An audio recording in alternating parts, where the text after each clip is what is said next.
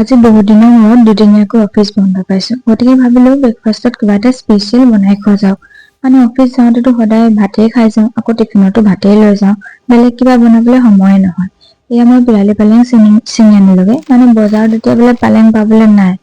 আৰু গতিকে বিট আছিল লগত, পিৰালি পালেং, বিট আৰু আটা দি এনেকে 3টা ডো প্ৰিপেয়াৰ কৰি ললো। আৰু লুচিখিনি বেলি মোৰ এয়া হৈ গল, বৰ ধুনীয়া গোল হোৱা নাই আকৌ দেই। এইফালে এখন এখনকে পুৰি গলো। গোলপীয়াখন আৰু নিজেখন বৰ ধুনীয়াকৈ ফুলা নাই, ফুলিছে ইমান ভাল নহয়।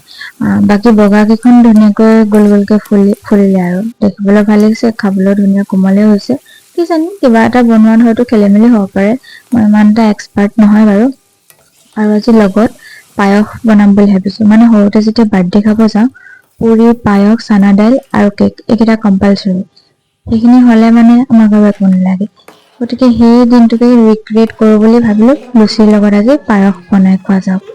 আৰু এইফালে মোৰ লুচি পায়স ৰেডি হৈ গল। আপোনালোক কোনে কোনে এনেকে খাই ভাল পায় জনাব দেই। আজিলৈ ইমানেই, বাই।